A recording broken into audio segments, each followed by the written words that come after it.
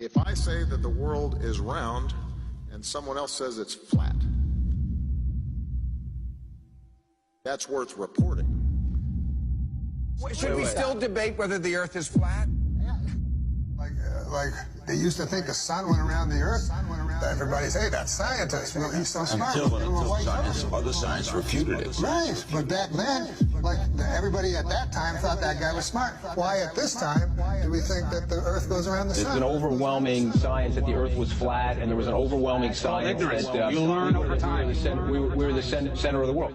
You're just taking an authority's word for it, and all we're saying is be skeptical. Sure. And while you're being skeptical, there's a bunch of evidence that's totally against the mainstream version.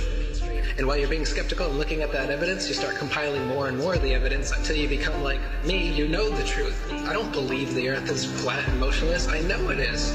There was a lot of things that I thought I knew that now suddenly turned out to be completely different. They can't just impose stuff on us. They have to tell us about it and wait for our consent. And silence is considered consent.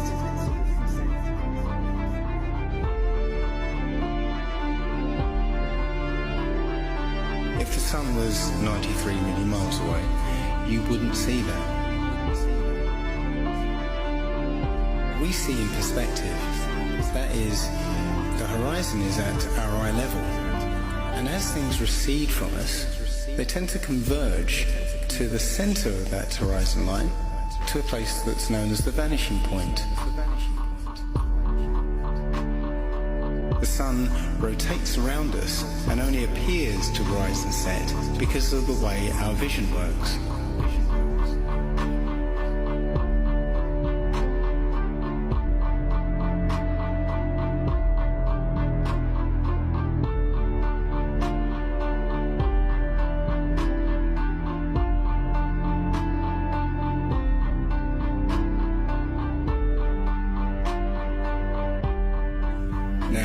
Try and watch the following video without the preconception that the sun rises and sets, but rather moves further away.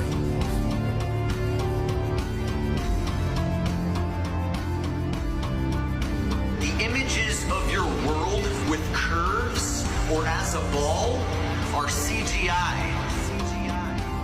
You've seen those images all your life. They're paintings, they're computer-generated images, or a little of both. Anything with a curve and the Earth is a fake. It's a fraud. You have never with your naked eyes ever seen the Earth as a ball from space. You never have. But you just have blind faith that that's what it looks like. If the Earth were actually a big ball, the horizon should sink as you ascend, not rise to your eye level, and it would dip at each end of your periphery, not remain flat all around, the horizon rising with the camera level and remaining perfectly flat 360 degrees around. All the ancient cultures from the beginning of time have depicted a flat, kind of enclosed Earth.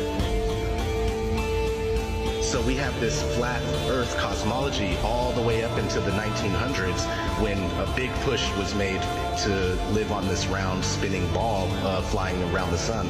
They are basically placing us on a speck of dust flying through infinite space where it was made from this accidental Big Bang. And we really don't mean very much, and everything is kind of an accident, and it kind of leads you into this mentality where things are meaningless. It doesn't matter what you do in life, but the more you research, the more you'll find that you can't prove the spinning ball Earth unless you're suffering from cognitive dissonance and you've been programmed your entire life. All scientific experiments show that we're being lied to about what mainstream science is saying about the Earth. If a pilot is flying around the curve of the Earth, then he should be dipping the nose down every 5 minutes. He should be dipping the nose down to stay around the curve. Mm-hmm. That's absolute proof that a plane flies over a flat surface rather than a curved one.